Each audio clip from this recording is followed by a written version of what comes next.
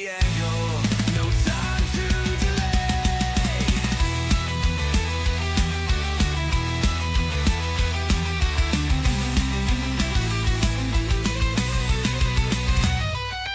Markets rise and markets fall, like sleigh bells ringing before the call, with bulls charging like a reindeer in flight, and bears hibernating on a snowy night.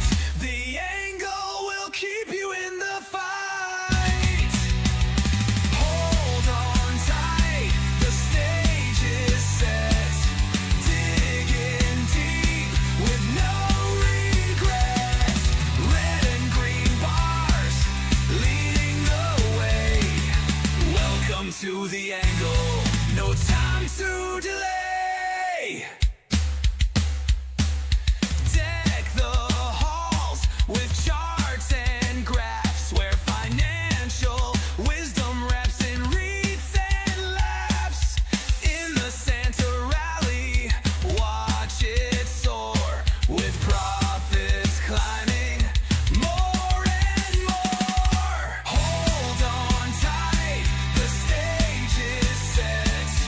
Dig in deep with no regrets. Red and green bars leading the way.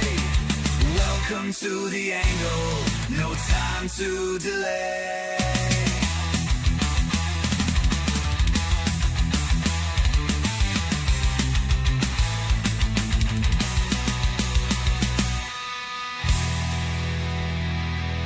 Good morning, everyone, and welcome to the most entertaining, intellectually stimulating financial podcast in the entire world. You're watching the Atomcash Angle, the show that flips the switch and floods the system with straight financial voltage. I'm Atomcash, and I'm bringing you the firepower your financial life may have been missing. Now, whether you're new to trading or a trading savant, I am to turn complexity into clarity with a shot of adrenaline. And it is a short week this week, a very short week. We've got Thanksgiving on Thursday, if you didn't know, and a half day on Friday. So it's looking like we're going to have a very quick and tight, easy week.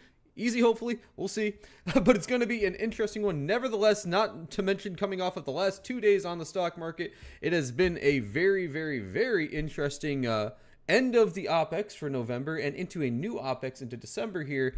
And I'm very excited to get into everything as we enter this very short week. Now, before we get too deep into anything, as I like to do with you guys, as always, on every Monday stream, we're going to go over our Catalyst Watch for the week. Now, again, as I've already said like 3 times, is a shorter week, so you want to be a little bit more sensitive to some of these catalysts as they could stoke a stronger reaction either which way, mainly due to the fact that big money tends to go on vacation early. So I'm probably anticipating Wednesday on to be pretty dead or very retail driven.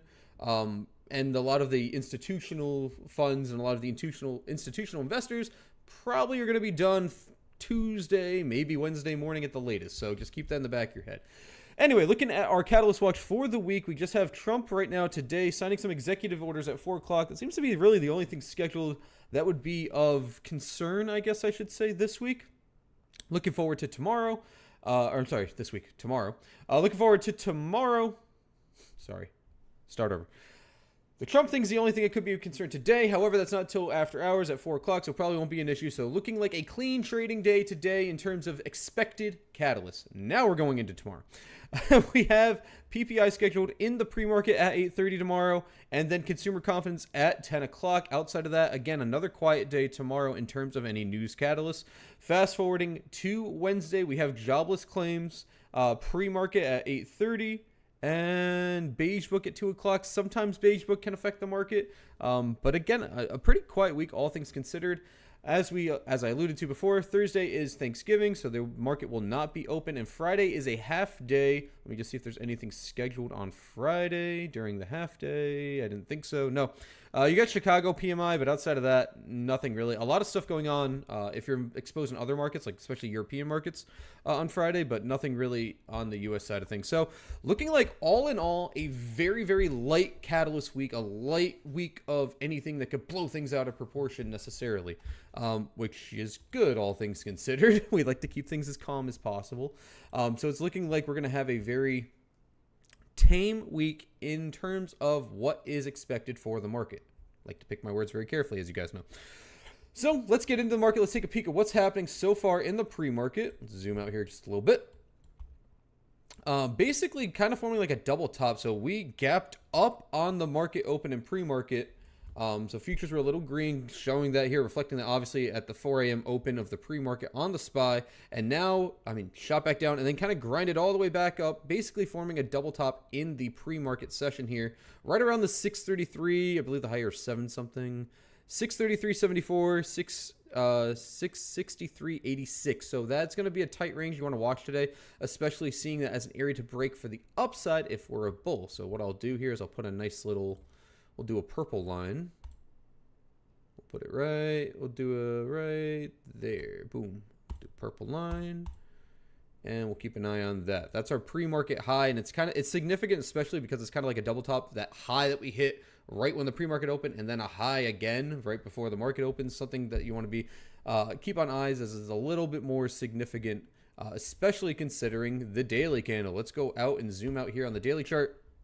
Obviously, unless you were under a rock, had a pretty rough day there on the SPY on last Thursday. Friday, bulls tried to show up, but kind of formed not much of a, I don't want to say a doji, because obviously it's not a doji candle, but I want to call it an indecision candle, because you made a new low, you didn't make a higher high, and you closed somewhere in the middle, not in the middle of the previous bar, you closed in the middle of the lower end of the previous bar, and underneath the POC and underneath the AEMA. Not a good look on the daily, if I'm being honest with you guys.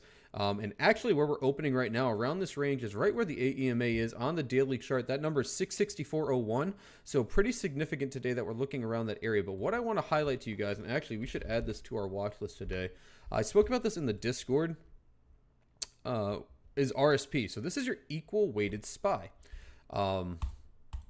So what makes this different than regular SPY? So regular SPY obviously has certain components that make up those 500 companies that are heavier than others. So like, for example, NVIDIA is like 10% of the entire S&P 500. When you look at RSP comparatively, they're all 1/500th of the fund, right? So they're all equal weighted, thus the name.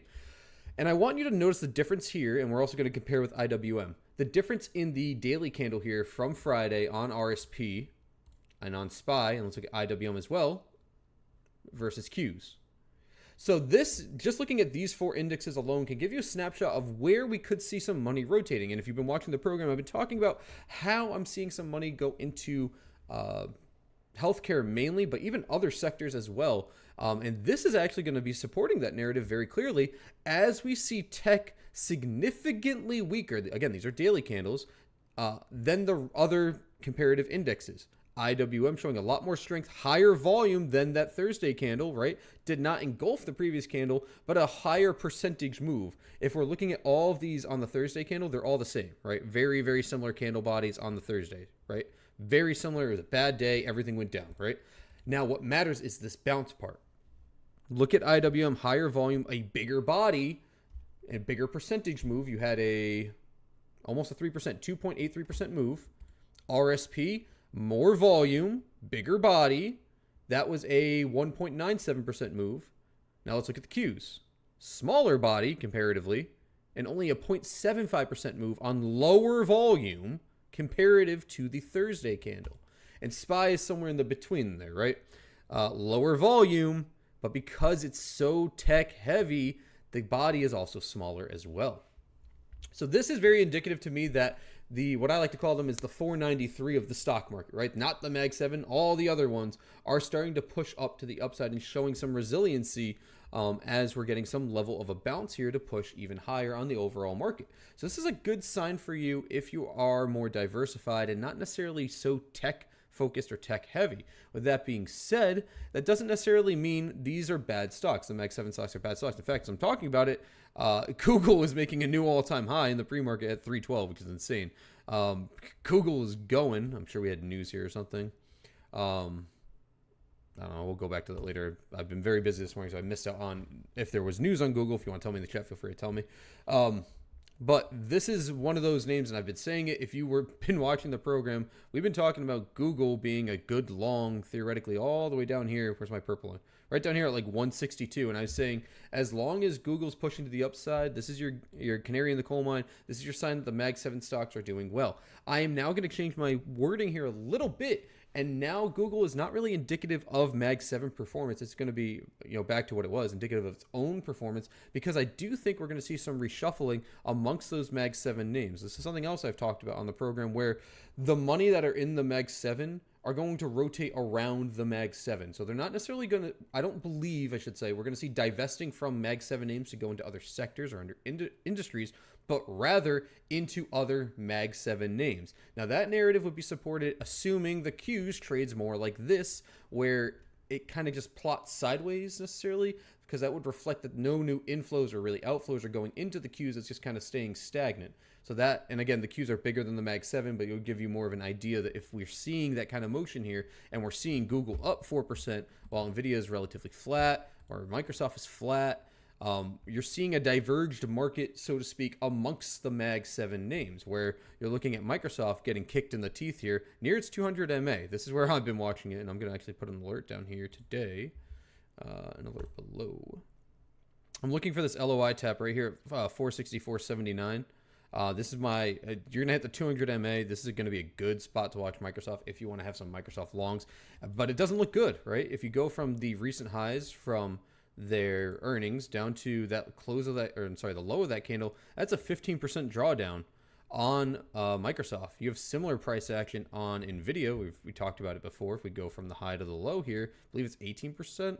Yeah, around an 18% drawdown from the highs. So you're seeing this divergence within the Mag 7 names right now of stronger pull downs on individual names. You go all the way up here for Meta. You're in a bear market on Meta officially, 20%. Whereas, obviously, Google has been ripping to the upside. Apple's been holding its own pretty good. It's not really going much of anywhere, but it's been holding up. And Tesla's been a little funky. All right, you got a little bit of both ways here, but if we want to go from the highs to the lows here, okay, 18% drawdown as well. So you're seeing a real mixed bag amongst the Mag 7 names. Also, watch Amazon down here as well. Around, you guys know, like 221. Very mixed bag here in the Mag 7 names, but most of them leaning more bearish, which makes sense. Most of them down about 15% from those highs. And you can argue those highs were pretty lofty. They all popped up to the upside and then kind of shot down very quickly, which makes sense with how we had those multiple gap up days here on the SPY. So they all correlate very clearly. So that's just something to keep an eye on as you head into today and the rest of the week. Now, we got about 1 minute until the market opens. Looks like we're going to open around the 663.05 LOI. Pre-market POCs looking pretty sticky right around here at 662.66. You've got the 200 MA coming up. So right now we're opening kind of a bit of a chop zone, in my opinion. You've got this LOI down here at 661.78. Obviously, this one I just mentioned, 663.05. And this pre-market high is going to be your bull trigger. So really, you're looking like a pretty tight range of about $2, which is unusual for the SPY lately. But that's going to be what you want to keep your eyes on as we head into the market open today. We're also going to get into the VIX and VVIX in a little bit after market opens. But we're going to get ready right now to start the day. The market is about to open. It's time to start the day.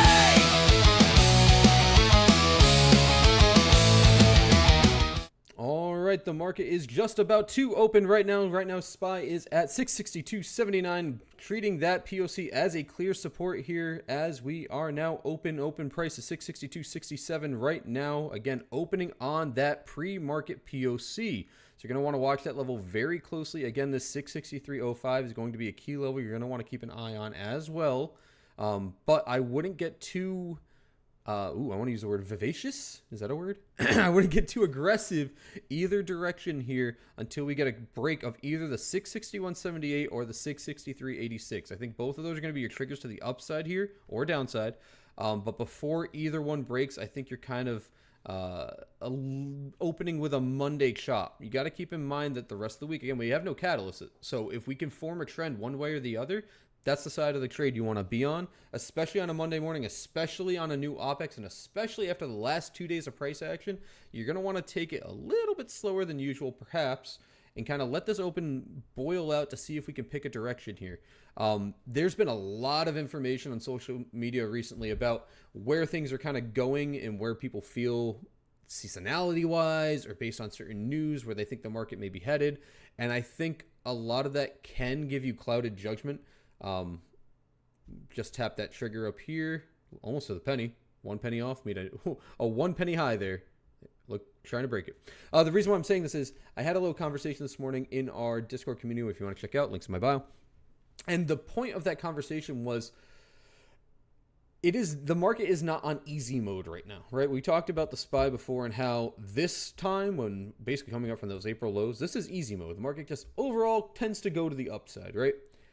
We're not necessarily in easy mode here. Volatility's higher. You're underneath the 50 MA. The VIX is higher. The market's a little rocky both ways, right? Both bullish and bearish. You want to be very careful falling into a bias that you're very bullish or very bearish because of seasonality or because of XYZ indicator. I think the safe thing to do is remain very nimble, and obviously know your trade horizon, right? Are you trading for today? Are you trading for tomorrow, next month, next year? Those things matter, right? When you're making an investment, you're trading equity, you are looking more longer term. If you're day trading, then you're obviously looking at today. So the different people are going to look at the market different ways. And depending on how you shift those gears, that's going to affect how you should view things. With that being said, be very cautious and be prepared to correct yourself if inaccurate, right? If you find yourself wrong, be willing to change your mindset on which way the things are going. I was very bullish last Thursday when we had a live stream. You guys saw we gapped up. It looked like we were going to rock and roll. And this was before that death candle happened on the entire market. But things were looking fantastic. And unfortunately, it was just one of those things where a Fed speaker came in, said something, the market got fearful, and everything got shot to hell. And it happens. And when that stuff happens, it's important not to go, no, I'm still just as bullish because everything's still great. It's not. You have to adjust. And you could still be bullish in that scenario, but you have to adjust your mindset on what you're looking at to either validate or justify whatever your thesis may be. So I think the most important thing I could say to you guys right now is to remain nimble in this environment. I will say that the end of the year tends to always favor the bulls versus the bears. Tends to. And again, this falls into the seasonality conversation. There could be times where the market just goes to hell because of XYZ. Someone says something, something happens, some news report comes out, whatever, right? So that's why it's dangerous to focus on just because it's the end of the year, things can go up. However, typically goes that way, right? So if I'm leaning one way, I'm leaning bullish right now. If I had to pick a direction, I'm still leaning bullish, but I'm not feeling comfortable, and make that abundantly clear, being a bull until we're over the 50 MA, and really until we engulf over this Thursday down day. It was bad. The 50 MA right now on the daily chart is 669.11, so you're about 5 points off, and the high of that Thursday candle is 675.56. So that's going to be the area in which I feel better about the market. Anywhere in between, very similar to this, right? Very similar to how we had this down day here and kind of we bopped around in this range before getting a pretty firm breakout. Kind of how I feel here, right? You want to at least remain nimble, be ready to flip on a switch either which way, because that's kind of what we're going to get. Looking at today so far, get the lines back on the chart. We broke that pre-market high with good volume, and we've had nothing but green candles from the open, so things are, knock on wood, looking okay so far. But we don't want to get too ahead of ourselves in general. It's Monday morning. It's after 2 very volatile days. Let's see what happens. And we'll keep an eye on volatility to see if it supports our argument or not, which so far it is, as we're pushing lower underneath that 2309 area, which I said was very, very important. That first, this is a 5-minute candle, by the way, that first 5-minute candle slicing through those two LOIs right here. What you want to look at for additional downside on the VIX is getting sub 2030. So we do have this little LOI right here at 2142. So you could come down there and bop around in here. And even if you break 2142, you still got about $1 and change here to DK on the VIX, which is pretty solid. But this is the big level you want to watch, 2030. And I've been saying the VIX is too hot. It's too high right now. All things considered, it shouldn't be this high. Breaking 2030 should and could lead to a sharper decay here all the way down to this 1830 range. And remember, the VIX, at least in this environment, at least with this presidency, tends to float around 14 to 17-ish, right? It likes to be comfortable there. If you don't believe me, go to the daily chart. And typically, we're in this range, maybe a little higher if I want to be like 1750. We're somewhere in that range, right? most days. And obviously you get your volatility pops, but you get back down there pretty quickly. So that's why I'm looking for a return back in this range to reaffirm to me that traders feel more confident on SPX and the directionality of SPX. So consequently, we need the VIX to come down, and I need to see as a bull that we're still going in the bullish direction. Because remember, the VIX is not necessarily a one-to-one relationship with SPX. There could be a scenario in which the VIX goes down and the market also goes down. And that could actually indicate that traders are more confident to the downside on the overall market, even though volatility is dropping. So that's important to keep in the back of your head. Eddie dropping the "you're" in the chat. What's up, my friend? Thanks for coming by. Drop you a "you're" right back. Hope you guys are doing well this morning. If you haven't already, we got a smaller crew today, and I'm assuming we're going to get less viewers this week just because I know a lot of people take this week off due to obviously enjoying your holiday or taking a vacation early. But if you're here, do me a favor and support the stream in your favorite way, whatever platform you're watching on: YouTube, Twitch, Instagram, Kick, and X. There we go. Like the stream, interact with the stream in your favorite way. I like when you guys write in the chat, so if you like that, I typically talk back to you. And if you haven't already, pop on over to the YouTube channel. Make sure you hit that like and subscribe button. Once we get to 500 subscribers, this will be an everyday show. So if you like the show and you want to see more, do me a favor, hit that subscribe button if you haven't already. Good morning, Hatchet. Hope you're doing well, my friend. Alrighty, so let's get back into SPY here. So what I want to see if I'm a bull on the day, because like I said, there aren't a lot of catalysts today, so we could have a very clean day in terms of price action, which is great. What I want to see as a bull here is the pre-market high back test and act as new support here intraday, which is this purple line on my chart. Because that's that pre-market high that we had from 4:30 a.m. for those of you who weren't there earlier. It's a few cents higher. But it's essentially a double top from that earlier pre-market high. That's why you got that kind of a violent break there. A more bullish scenario is if we hold above the 664.55. I don't think that'll happen. I think we'll come back here first. But I want to see if we can build some level of support here. And if we do, then I'm more interested in a long for the upside today, assuming volatility doesn't go too haywire on me, which it's looking okay. VVIX is still a little higher at 114 right now. As a bull, you like VVIX under 100. Anything north of specifically like 115 tends to push things, tends to make volatility very, I almost want to say caustic, very explosive, right? If you're over 115 on VVIX, you tend to get sharp pushes on the VIX as a higher probability, I guess I should say. So as long as we're under 115, we're very close to teetering there, then theoretically the VIX should continue its path of decay. We will see though. NVIDIA right now, it's popping on our Mag 7 names, and we'll go around the board and we'll see if SPY is doing well. Actually, before we pop in on our Mag 7 names, I do want to highlight how we talked about the 4 indexes here, because I'm now going to keep RSP up here for you guys on the program to show that we could see some divergence going on.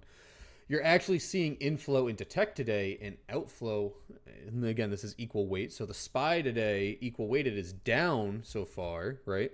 Which tells me that IWM, which is still green, is not performing as well comparatively to the Qs. So we're seeing a lot of money go into the Qs today, while equal weight SPY is going down. So that's indicative of general market weakness today, even though we're up on the Qs pretty healthily and the SPY is doing pretty okay. A lot of that's going to be contributed to this strong gap up on Google today, up 5%. It's pretty insane. So far, NVIDIA not looking the best, but not looking the worst. I mean, it's hard to say it's not looking it's not looking bad with having these 3 red days thus far on NVIDIA. Today, if I don't see a nice push over 183.30, which I know sounds a little insane, but because of how volatile it's been recently, having a stronger volatility move on this name, a quicker snapback, isn't shocking. So if I don't see a push up to 183.30 today on NVIDIA, I'm going to be more defensive on this name, meaning I'm not going to be so bullish in general. It's sitting, as you can see, my little green dotted line here. This is the POC, and this is from a period of significant consolidation over here before getting a decent break. So this POC is pretty important. In fact, I should put a line there. 178.80, which we're literally at right now. We're bouncing around it. That's a big important POC for this price action because you're trading at all-time highs, bouncing around in between that 178.80, and you guys know I talked about 183.30 quite a bit on Nvidia, so you're sitting in that $5 range there. It's very important on the daily and even on the weekly chart to see if the bulls step in here sooner than later. If not, it could lend to some weakness on Nvidia here in the near term, which wouldn't be a good look going into the end of the year. I find that very hard to believe. I find it very hard to believe that institutional investors would let Nvidia fall pre-January 1st. Let me say it like that. I don't think that would be a likely scenario. And they blew their earnings out of the water, honestly. They had really solid earnings. I just don't see it happening. I just don't. Now, is it going to rally all the way back to 212 by the end of the year? I don't know. I just don't think it's going to go much lower here. It could, of course. It's not out of the woods either which way, like I just said. I just don't see it happening. I could be wrong. I just don't see it as a likely scenario. Man, look at Google. Man, it sucks if you're short Google. It sucks. Looking out on Amazon here, kind of like, again, not exactly a double top, but pretty much a double top, pretty close. Both off earnings reports. There's your earnings candle and there's your other earnings candle. Pop up and shot down. Coming down to the 200 MA. This is my buy point on Microsoft. I will be buying Microsoft on the 200 MA tap around this 464.79 LOI. That would be more of an investment, more of a longer term thing. So before any of you jump on in the comments and say, oh, well, it's clearly in a bear market. It could be. And depending on price action, I may wait a little longer because obviously it is pretty overdrawn here in the daily and on the weekly. Because it realistically could come all the way down to 406. But again, that's the beauty of equity. I can add here. I can add again at 406 between these two LOIs down here. So it kind of depends. You could get a knife right through it. And I don't really love adding long equity below the 200 MA.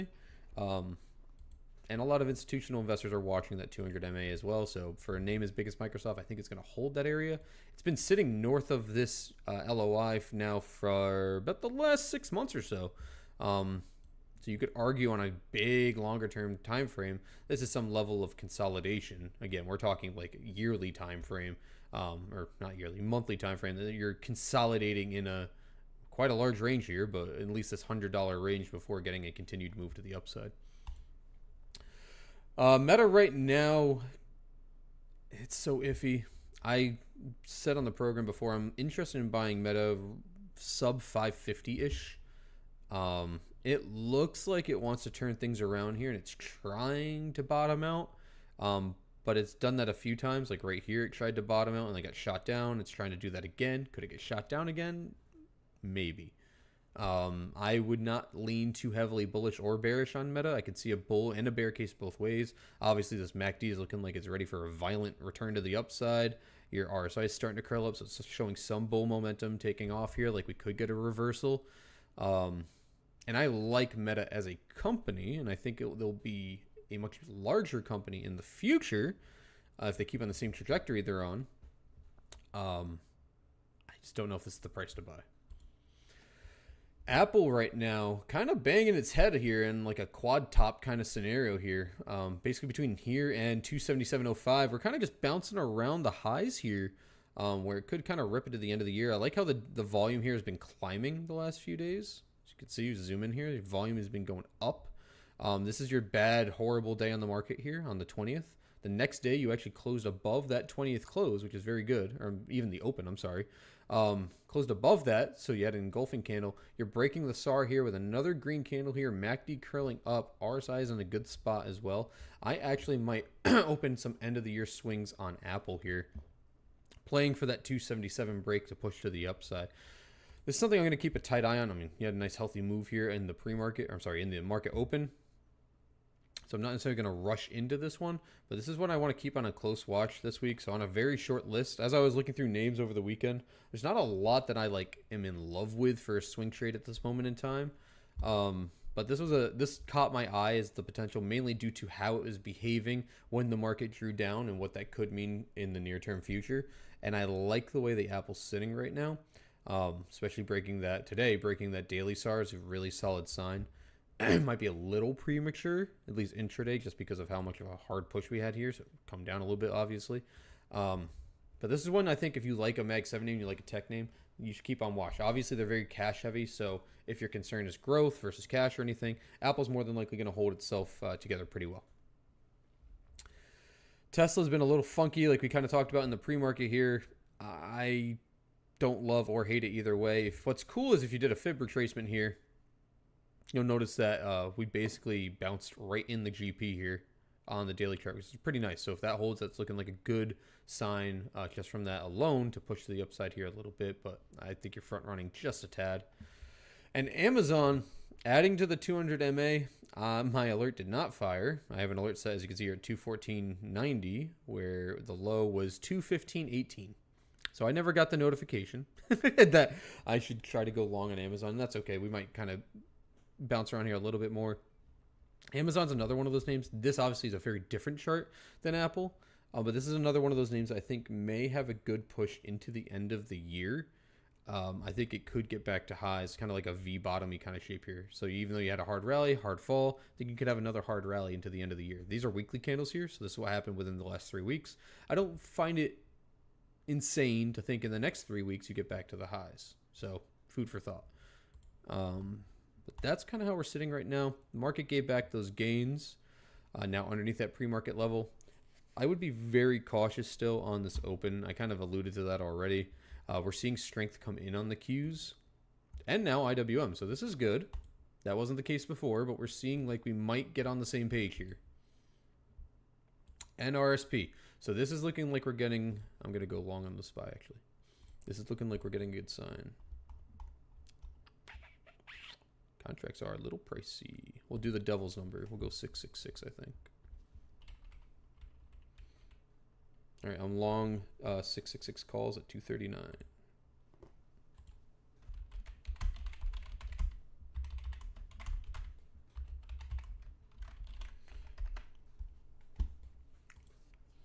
So we'll see where that takes us.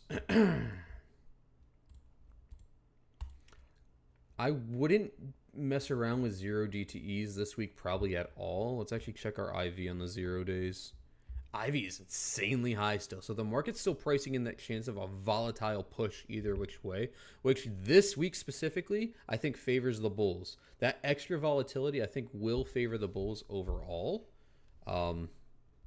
It's just a matter of if we get it, right? It's a matter of if that volatility, if the VIX actually decays to the downside here. So that's kind of what I'm looking out for here on the overall market. Let me just check something real quick.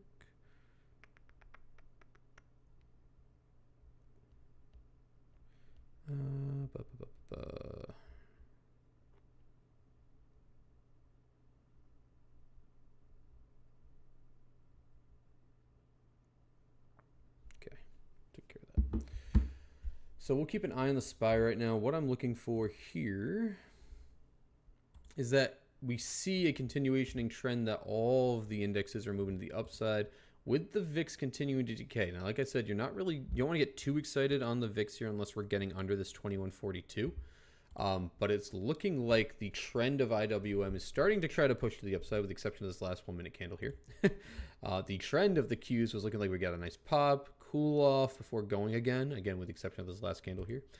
And SPY was looking a little, comparatively, a little bit more bearish, but what I'm trying to play here is the fact that RSP was the most bearish, right? It was actually red on the day, and getting the same kind of rally here that we're seeing on RSP comparative to the SPY and the Qs and IWM at the same time. And it's looking like I was very unlucky with my entry. That was not a good entry. We will see what happens. So now we're at the 200 MA here. And again, like I said, there is a chance that we're chopping around in here. Unless we got news and I just had timed that awfully. We'll see. Which I don't think we did. Let me just double check. I do not. Oh, cool. Oh, China Trump news. The timing was not the best. It doesn't look bad though, but there is conversations with Xi and Trump going on right now. Just not on the docket. So we'll see. This was the bottom of the chop zone, so to speak.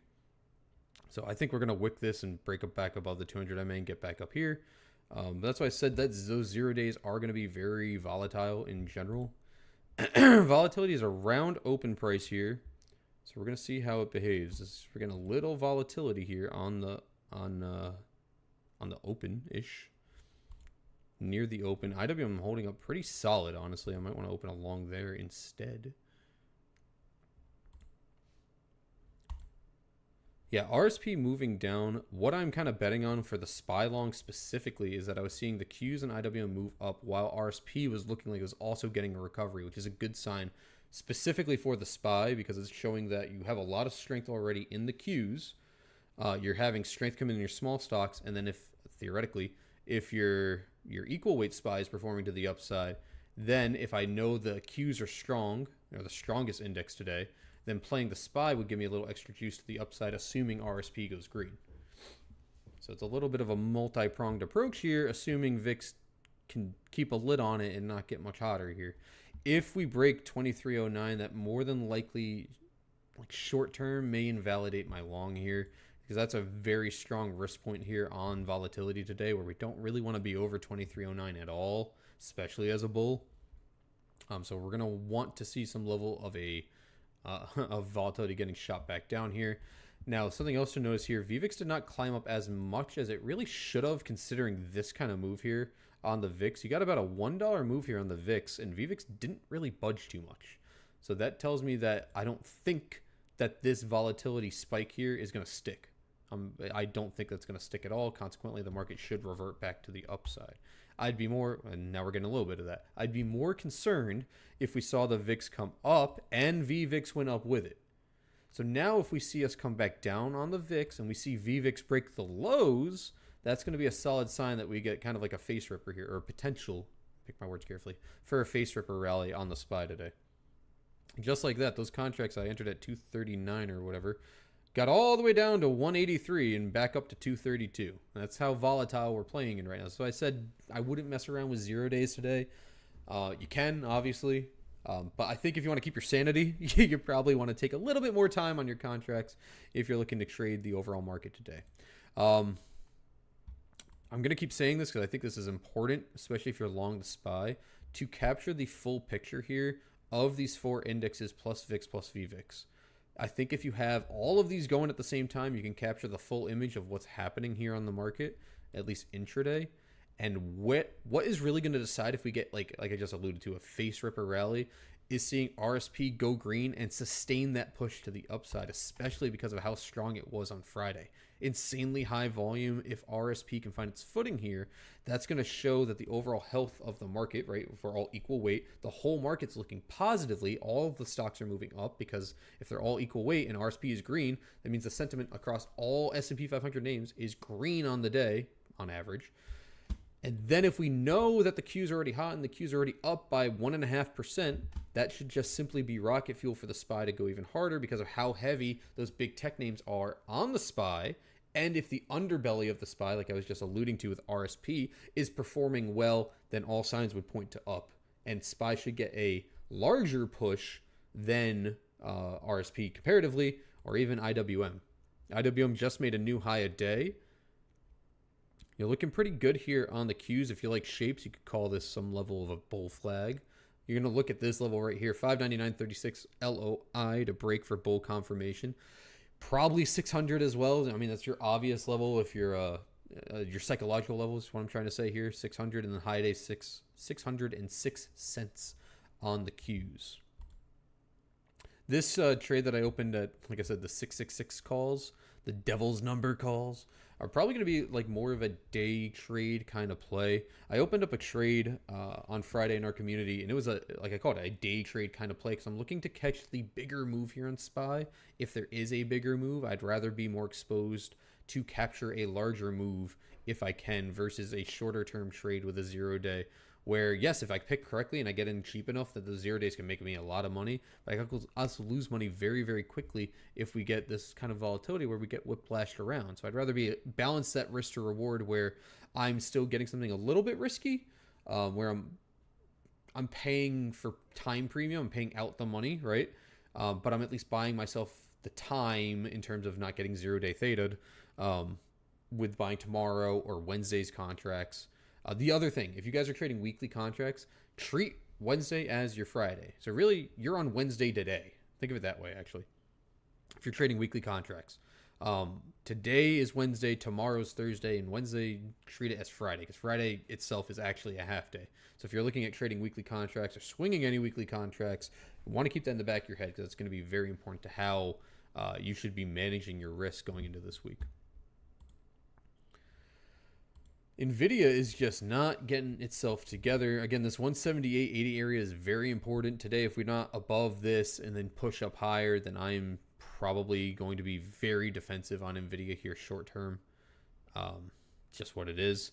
Google's doing all of the heavy lifting for the mag names. Actually, Meta's doing a solid job. I stand corrected at 2%. Google's almost 6% on the day. Monster move on Google. Microsoft going lower. We're almost getting to my buy point here.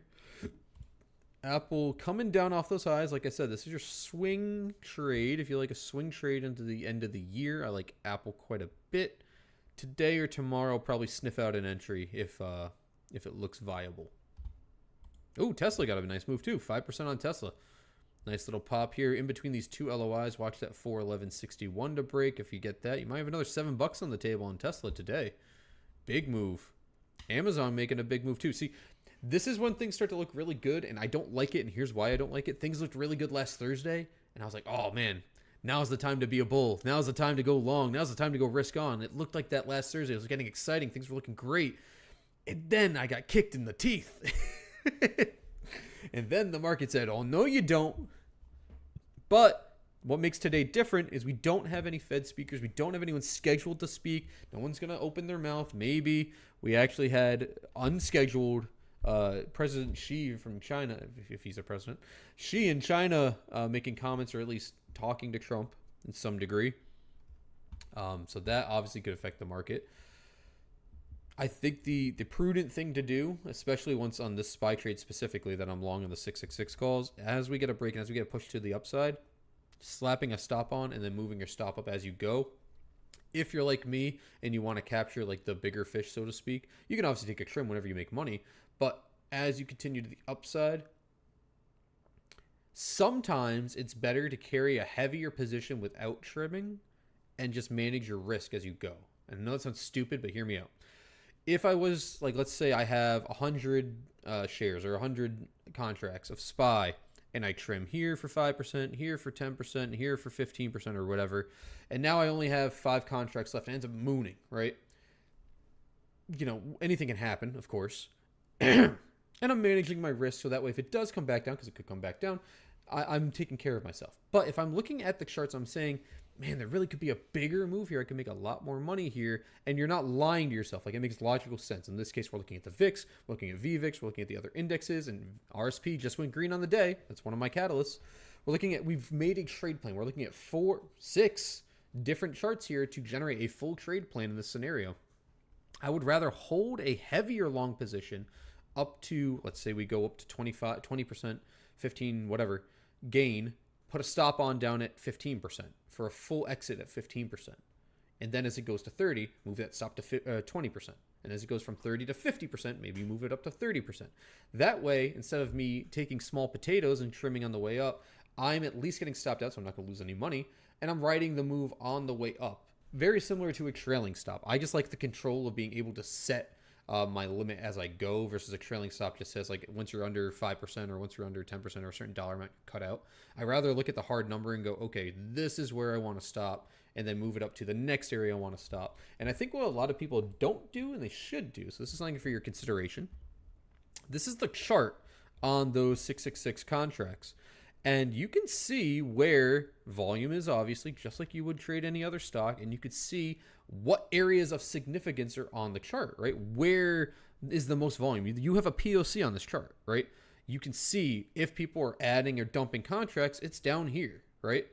Where roughly I entered. That POC is at 229, 228, so it's a few pennies more than I entered. Down here. You can see where the 200 MA is, where, you know, that will correspond to some level of resistance on the SPY as well. So you can use this to kind of set your limits and go, okay, well, you know, there's some consolidation here, or maybe I use the breakout candle, this candle here, and put a few cents under for my stop. So maybe in this case, I put a stop at 251. And that way, no matter what, I make money. And as we move up, I move that stop with me to the next area of significance. Let's call it right around here at like 278.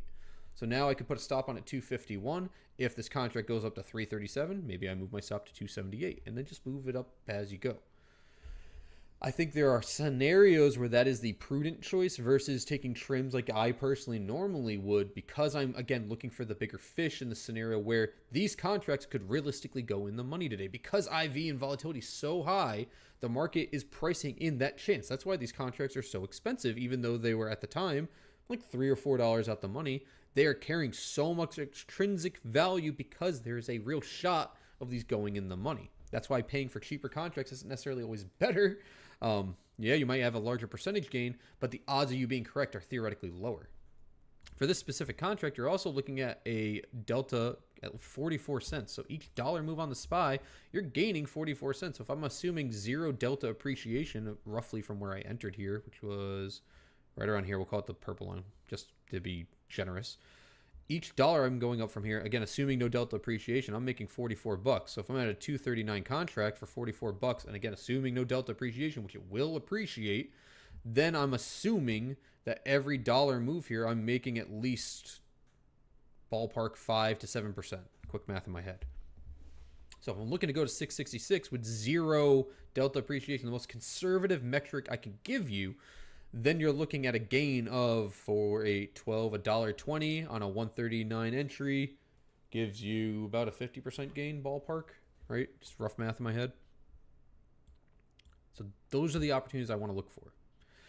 The next LOI, if we break high a day, is right here, and I call it the Super Devil number, 66666, the number of the beast. But so far, we're rocking and rolling right now. Nice momentum here on the SPY. Like I said, what I was looking for was RSP to go green. I'd prefer we get over open and the high a day. That'd make me feel really good. But this is a good sign because it's, again, telling me that the 500 names of the SPY, equal weighted, are all pushing as a average green. So this is a good idea to look at sentiment. And as you guys know, I prefer to look at IWM for sentiment because I think it's a more realistic gauge for sentiment. And seeing both of those in line together are very supportive of my narrative that I'm looking for, that we're going to see a bull push here. You're seeing the Qs test and break above 600, making a new high a day. I would feel more comfortable once we're over this very important level of 601.65 on the Qs. I feel a little bit better there. VIX has not made a new low a day, but if you remember what I told you earlier, VVIX has. So VVIX is coming down and VIX is still moving down. What does this mean? If VVIX measures the volatility of volatility and it's moving down and the VIX is also moving down, this is indicative of a volatility decay move in real time. So this is showing us the odds of volatility getting more volatile are coming down, because that's what VVIX tracks, and actual volatility, the VIX, is also coming down. So if we saw VVIX going up and VIX coming down, that would be indicative of a potential harsh reversal we could see on volatility. It would hint to us that volatility is still very combustible, right? It could flip around at any moment.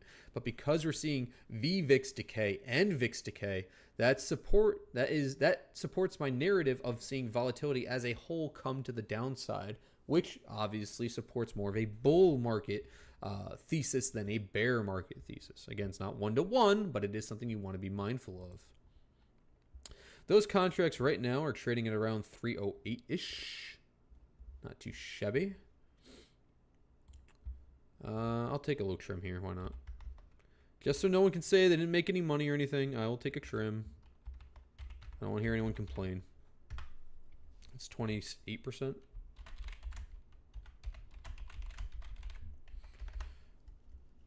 Well, like I said, there's the bigger fish here, and that's what I'm looking for, ideally. And if you want to be super careful here, I'll lead by example. I'll put a stop loss at break even, because anything can happen, right? And let's ride this to the upside. So now how I want to play this. Like I said before, because right now you're a little hot. We might have to come back down. A double top rejection here would make a lot of sense to cool and back test the 664.55 area, then bounce and go. If bulls are really strong right now, then we pop this high a day and keep going, which would be fantastic. So if bulls are really strong, that's what we're going to see, which we might see. And we're seeing it in real time. There we go. Looking like the bulls are really strong. We're going to want to see the volume of this candle. We're making a new high a day right now, 665.68, and pushing to the upside. Those contracts are now up about $1 here, pretty solid. We're going to see how that plays out here momentarily. The Qs are near this key level, so you're going to want to keep an eye on that 601.65 here on the Qs. That's going to be your key level to break here for even more bullish tech. Now, this is the other reason why I like SPY today over any other sector, even picking tech, because tech was the laggard. When we looked at all of those Friday moves, tech was the laggard. So if tech can show up today and show up bullish and all the other indexes are bullish, that could spell a sharp bull reversal here in the overall markets. So if tech shows up and can hold its gains today overall and continue pushing to the upside, while IWM is up, while RSP is green, and while the SPY is obviously consequently pushing to the upside, and VIX is moving down, and VVIX is also going down, this is a very, very, very strong bull narrative short term. We have to be nimble, like I said before the market even opened, that things can change, obviously, right? So we have to remain nimble, that things could change even this week. But in a vacuum, today alone, this is looking very solid. And I want to pick my words carefully because last Thursday was looking fantastic. I literally turn off the stream, I go make lunch, I come back, and the market took a huge dump. So as it stands right now, we're looking okay. It looks pretty good. All right, so it looks like we made that break of that potential double top area and getting a little bit of a rejection here, nothing crazy, which makes sense. Like I said, what would make a more sense is to get some level cool down here, back test this 664.55, bounce and go. The most bullish scenario is just to melt up, which it's fine. We didn't get that. Let's be realistic. You already moved about $3 in like 10 minutes. So that's a solid push here. Excuse me. So getting some level of a downside here makes sense. Let's see if we bounce around the 8 EMA. The most bullish scenario would be to consolidate above the 8 EMA, so this light blue line on my chart, and around the POC here and kind of just go sideways and then move to the upside. That'd be the most bullish scenario. Second most bullish scenario would be to backtest this LOI, fiddle around there, and go higher. Under that, then we have to reevaluate, see how everything's looking. But we put a stop loss on, so made money. Said make 27% or 28%. Stop loss is on. Now we wait, see what happens. And then we can do my whole moving the stop loss up thing. You're Adam, listening to you on a business trip. How's NVIDIA looking? I talked about NVIDIA quite a bit already, so I'll just touch on it again. Looking at the 178.80 area to hold intraday today. And ideally today, especially because it's a laggard right now, looking for it to push above that 183.30 spot. Semis have been a little weak, but if NVIDIA can show some strength here, especially with how we're looking at on the daily chart, leaving these nice 2 wicks, a higher wick today, depending how volume comes in today, depending how price action is today, I like NVIDIA quite a bit if you can get above that 183.30, because I think it can push even today, but it's a little hairy. It's not out of the woods yet. Google has been putting the market on its back, 6.2% right now in an insane beast. And I think what's happening with Google, and I don't think this is rocket science. Actually, I'll record this real quick. Intraday right now, Google is up 6%. It is at all-time highs, and some people are looking at Google right now and they're going, why is Google so expensive? I don't understand why Google keeps going up. People are trying to short it and they're getting absolutely demolished. People are longing it and still longing it, and why are people doing it? And here is why. So Google has been known as a search engine. They make a lot of money as a search engine. Obviously, they have other aspects. They have hardware. They've got YouTube. They've got a million other products, right? Google's a huge conglomerate. But now what people are really starting to price in is Gemini. And I think Google has been undervalued from the sense of the market not pricing in Gemini or Gemini's abilities. And if you actually use Gemini or use a bunch of AI software, it's pretty good. A lot of the stuff that I mess around with AI in is Gemini. It's better than ChatGPT in my opinion. It's better than Grok. It's better than basically all the other AIs I've used, tested personally. And Gemini is pretty solid. And I think the market has been sleeping on Gemini for Google. Now, what does this really mean for Google? Well, if we're looking at other companies like OpenAI, for example, and they're at a $1 trillion valuation already, and they're a private company, obviously, but they're evaluated so lofty. Is it insane to think that Google, theoretically, by comparison, can add another $1 trillion to their market cap, which would roughly be, at least at this current day, another $100 in price? Is that insane? I would argue no. Mainly due to the fact that people have been ignoring Gemini. Now, is that move starting to get cooked in? Yeah, I would say that that's starting to get baked in quite a bit. But it also doesn't mean I'm looking to short Google by any means, because it's strong and it's been strong. It has been consistently strong and still going to the upside. You're playing with fire here if you're trying to short this, mainly due to the fact that it has a good business that makes a lot of money, and their other areas that they're looking into is going to make them a lot of money also. What I mean by that is, if you compare it to something like Meta, that's been performing not as great, they have something that's called Reality Labs, which makes them zero money, and they spend a lot of money on it, right? Now, can that make them money in the future? I do think so. I think Reality Labs is actually a sleeping catalyst as a bull catalyst for Meta. But comparative to Google, I think people are looking at the real value of Gemini, especially the 3.0 version, seeing what this can do, and seeing all the business possibilities for this, and how many people will integrate Gemini into their personal businesses, into other public companies, right? How pivotal that would be, and how important that would be for a lot of people, and how much money that can bring in Google in general through enterprise deals, through working with small businesses, through even selling ads eventually through their Gemini platform or whatever, right? The possibilities really are endless, theoretically. And because Google's executing so well on it, I think it's still undervalued. It's scary for me to say that. I'm a very conservative kind of guy when it comes to investing, especially when something's up at all-time highs. I'm not like, yeah, it's undervalued. I think it's a stupid thing to say, and I think people who say that are dumb. But I'm saying that a little bit because I think there is more value here. I think it's getting baked in a little bit now. But I think long term, Google's got a lot to go. I don't know if any of you guys saw the anti-gravity, I think it's called? Antimatter, anti-gravity. It's basically a coding platform that Google created on AI. It is also free, which is insane to me. You could go in there, and I'm not a developer. I don't know much about coding, but I've seen people who are developers and are coders that have been using it and singing its praises very highly. And you could basically hire a team of AI agents, theoretically, to have them work on individual tasks to make a new whatever app, website, whatever you want. And it is insane that A, it's free, and B, that it's that good. I've seen people produce awesome things, those that have experience and those that don't, using even that platform. VO is insane. I mean, I think actually, here's what I'm going to bet. I bet Google and Gemini spin off one day. I bet you Gemini will spin off from Google as its own company, because it's going to be too big to manage under Google's own umbrella. It's going to have to spin off, I think, one day. And I think that is going to be an amazing company to buy, because if you think about it right now, Gemini's got obviously the LLM, so the large language model. You've got an image generator with Nano Banana, right? You got VO for video creation. You've got a lot of other Google Labs. I play with these all the time. You got Whisk and all these other Google Lab products that they're experimenting in. There's one that can help you write like poems and stuff. Like, they got all these other like little doodads that they're trying to perfect, obviously, as they go. And I think that's why Google could be really undervalued here to an extent. I want to be very careful saying that. It's up 6% today, and it's hype, right? But where people are thinking about shorting and thinking about playing against it, yeah, you can make some money on the short side, especially if you're an intraday trader or whatever. Obviously, I could short it right here at 318.56 and close it here, and I'd make $2. Like, of course.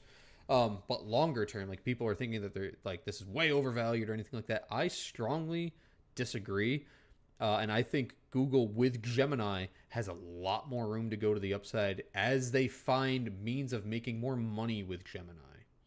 That's where I think is the real value with Google. And like I said, I'm going to put my stake in the ground right now that Google will spin off Gemini sometime in the future, probably pre-2027, because by then I'm assuming Gemini will be at least version 5, and it could basically stand on its own 2 feet, and they'll find a way to monetize it. But it wouldn't shock me to see a spin-off eventually with Google and Gemini. But all in all, I think Google is still theoretically undervalued. Long-term as an investment piece, it has been moving hard, but I don't think it's unjustified for the move and for the price that we're seeing right now on Google. Strange Maker saying he's late to the party, but let's go. Yeah! Love to see it, my friend. Let's pop back to the SPY, see how our trade's going. Okay, a little bit what I said. So like I said, I wanted to see us stay above this. We kind of came down, wicked, and came right back up. So that's not a bad sign either. Typically, when you see a sharp move like that, it's called a liquidity sweep. So you're seeing people who want to be long try to scoop up shares as quickly as possible on weakness to ride to the long side, which is good in this case if you're already long like I am. So we're going to watch the high day here. Again, this is my next price target up here, 666.66, an area of significance. I would also put my 666 calls in the money, which makes things a little bit easier to manage, makes it a little less stressful. So we'll see about that. Let's check out the Qs right now. Kind of fluffing around. This is going to be a big trigger point for you today on the Qs at 601.65. IWM's been pushing. It's looking solid. It's looking like small caps are going to move. And RSP is near the open. Again, this is the big one that I want you guys to notice. That we're seeing a clearing in the market. Not that the market's bad today. It's looking pretty good, mainly due to the fact that the Qs are up. So this is showing the overall market is feeling good on the day, right? The breadth is performing well. Really, NVIDIA has been holding down the market today, honestly. If we're looking at things like in a vacuum here, Google's been kingpin. It's pushing. It's holding the market on its back right now. NVIDIA's slowing it down a bit. Microsoft's slowing it down a bit, but a little bit better. Meta's actually been doing it good. Meta's having a good day. Apple had a good start and kind of coming down. Now it's looking like it might get some footing here. And Tesla's been a rocket today. Tesla's been rocking and rolling today. It's looking pretty good. So we'll keep an eye on the market here for now. I really want the bigger fish here. And the bigger fish, now we're going to enter, let's talk about this real quick. Let's turn off my lines. We're entering a tricky spot on the market. Not tricky bad, tricky good. We're entering a tricky spot. That's why we'll go back to volatility here in a second. Between now and basically the next $8 or so is not going to be easy for the SPY. But especially if that is a quick move, it's going to be extremely bullish. So if there's one thing to take away from today's show, if we move, especially if we move up to like the high of this candle here, or not the high, the close, sorry, the open, I'm really off my game today. If we go to the open here, which is 672.91, and again, about $7-8 or so, depending on the current price, how quickly we get there will be indicative of how strong the bulls are being here short term, especially if it's in a daily candle like today. If we close around here today, it's not that it's a bad candle, but it's more of this, what we saw over here, where we're going to kind of sit in this red candle for quite some time, in the price action of this red candle, I guess I should say. As a bull, you want to get out of this as quickly as possible. We want sharp V bottom and going, hey, we're going to the moon. That's what we want as a bull. As a bear, you want to reject here. Like, you don't want to get any higher than like 667. You definitely don't want to get any higher than this POC here.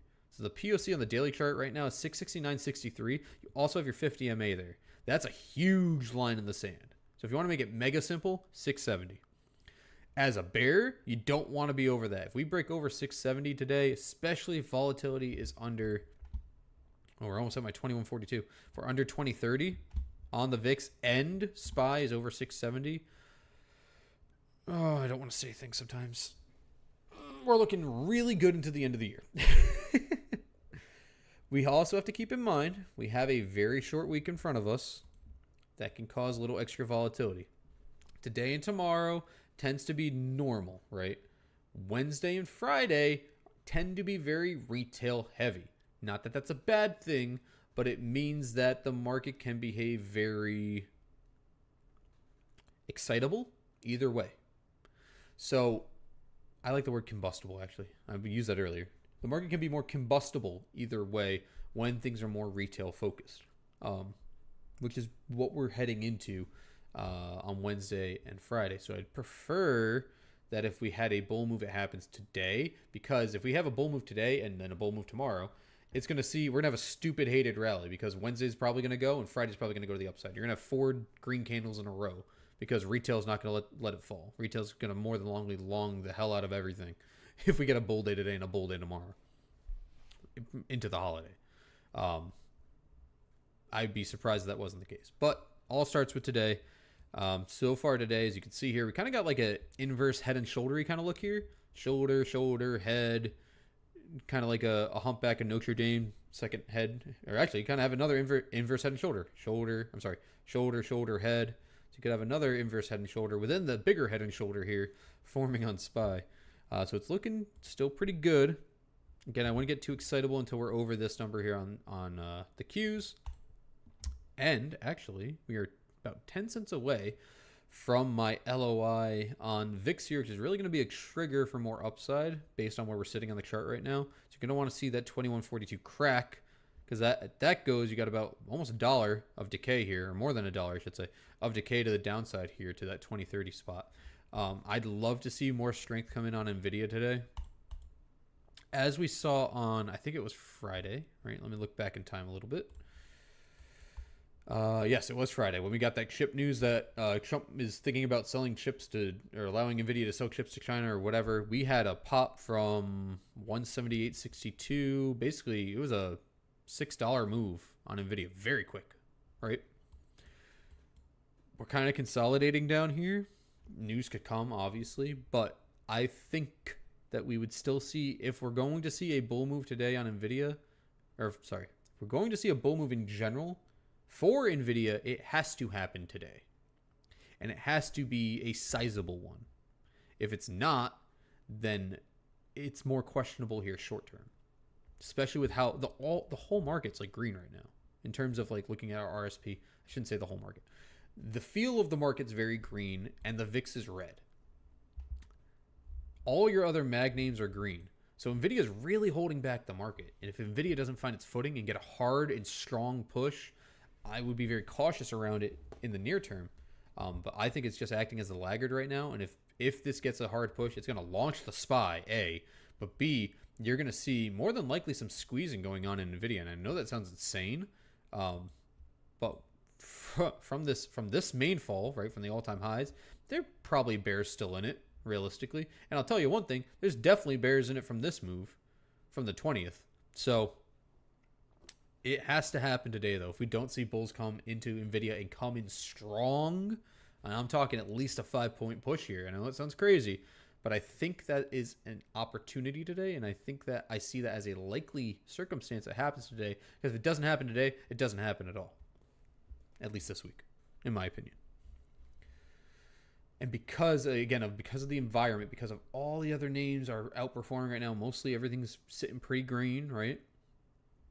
RSP's green, SPY's green, Q's green, IWM's green. We have all the indexes pointing in the same direction. You have a golden, what I call my golden setup, which is SPY's going up, Q's are going up, IWM is going up, VIX is going down, VVIX is going down. And in this case, you want to rope in RSP, RSP is going up.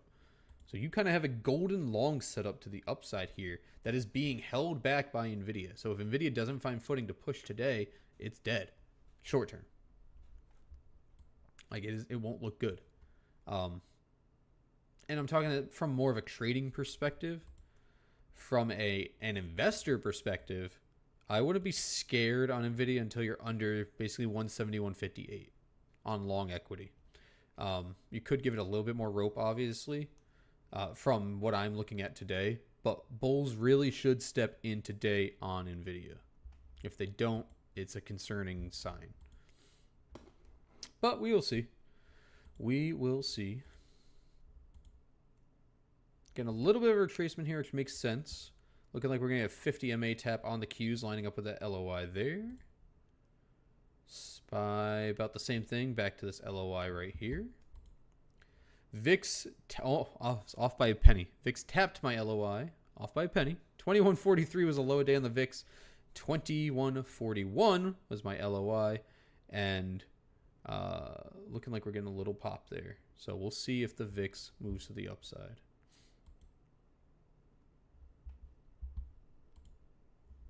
We will see.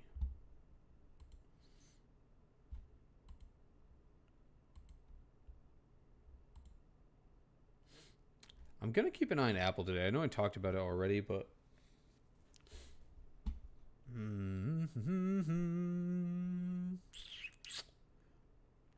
I probably won't open it live. and I'll probably open it in the Discord, but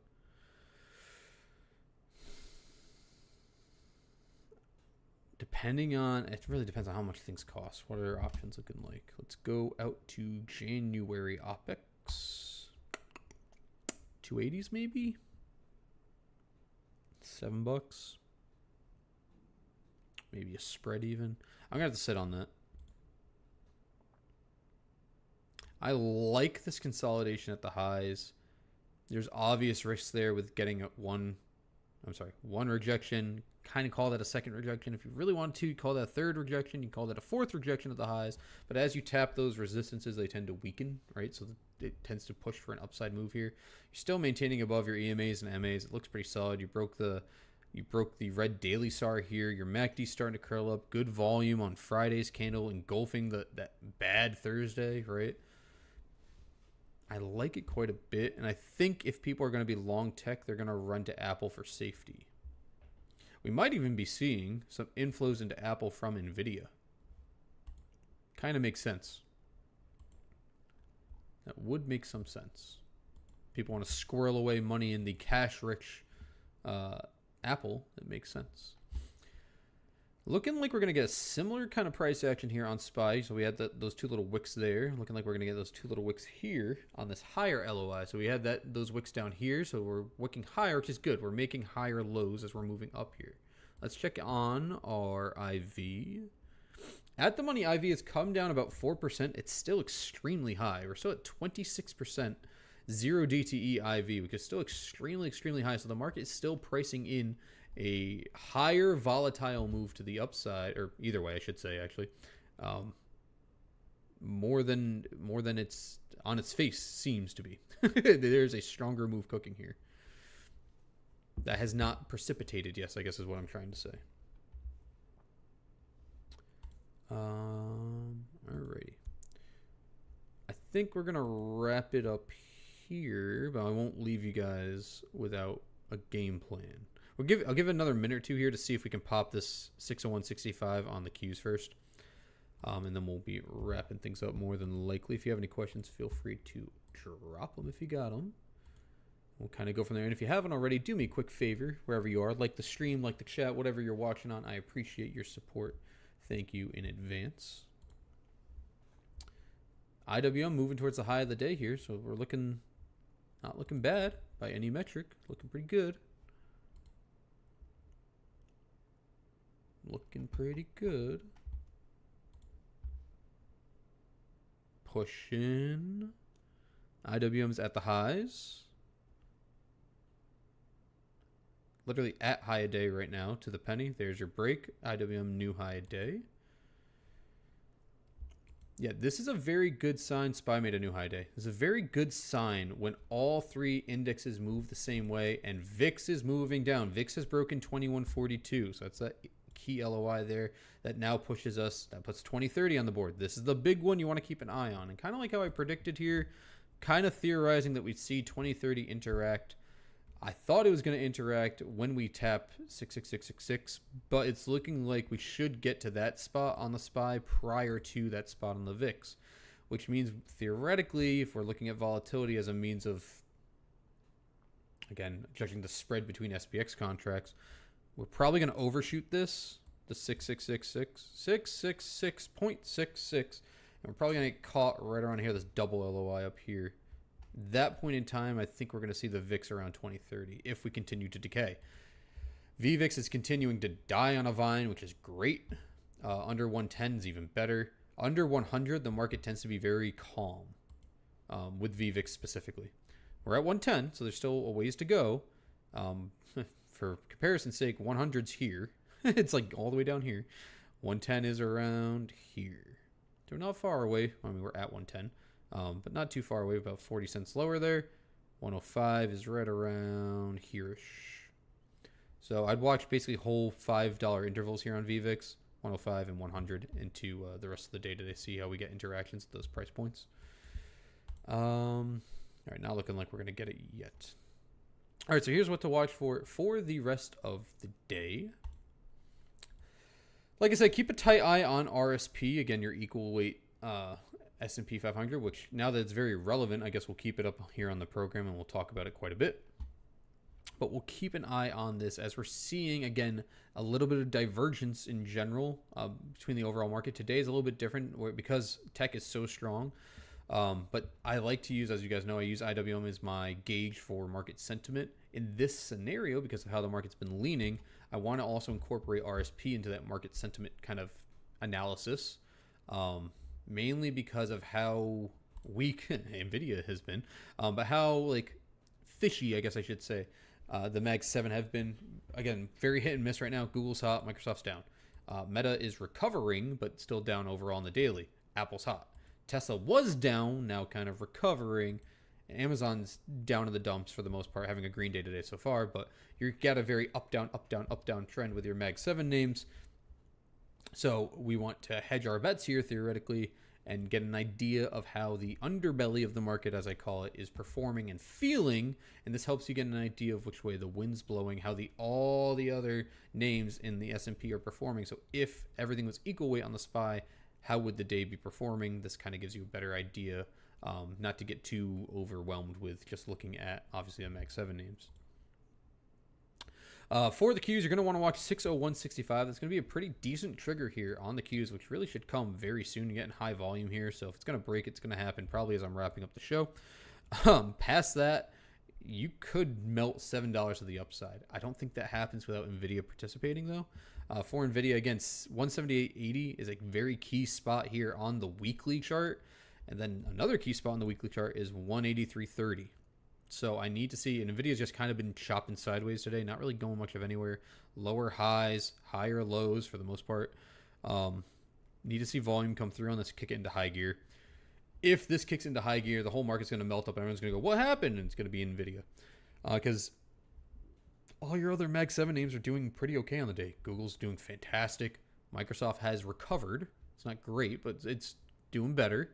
Meta is having a great day now. It was really in the dumps earlier, but it's having a pretty good day. Apple had a good start in coming back down. Doesn't mean it can't revert back to that, but still green on the day, all things considered. Tesla's been killing it today. Great job on Tesla. And Amazon's been going pretty good too. So really, if the market was to find a lot of strength out of nowhere, it's going to be through NVIDIA.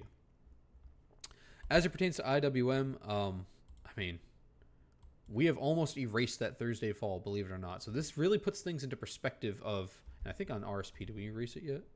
We're almost there on RSP too. So this really puts things into perspective of how strong those Mag 7 names are, right? How much they affect the market comparatively, because the SPY is not there yet. We're, like I said, we're like $7 short, something like that, a little bit more than that. And IWM is already there, right? This is showing in my opinion, showing a very clear rotation into the end of the year, where we tend to see a little bit more risk-on behavior, which is a little absurd considering volatility. So I'd be more interested on small and mid-cap names in general if we see volatility come down a little bit more, because I think you'd see more risk-on behavior, especially after we get over the 50 MA on IWM. But today for IWM, really the big number to watch is getting above the high of that Thursday candle, 239.10. You are not even $1 away on that. And then you're over that Thursday, horrible Thursday we had last week. Recovered in 2 days would be very, very, very cool. On top of that, you've got that red SAR on the daily, right now sitting at 239.58. Not far off either. Literally $1 from here breaks you above that Thursday high and puts that red SAR in shooting range. So you could see a sharp reversal here on small cap names in general. It's really nice to see. Lastly, we'll wrap it up with IWM. We'll wrap it up with the VIX. This 2142 spot is a spot to keep on watch for the whole day. See a little sticky here. Breaking beneath that puts 2030 on the map. 2030 is a huge spot on the VIX. If we break 2030, you're more than likely going to melt $1 or $2 down to the downside on the VIX. Hopefully that's enough to help the market really get a hard push. I don't think you break 2030 without the help of NVIDIA from a sentiment point of view. Because I think part of the reason why the VIX is, I mean, it's down 8% still, but part of the reason why the VIX is still somewhat elevated is because NVIDIA hasn't participated in the rally that everyone else is participating in at the moment.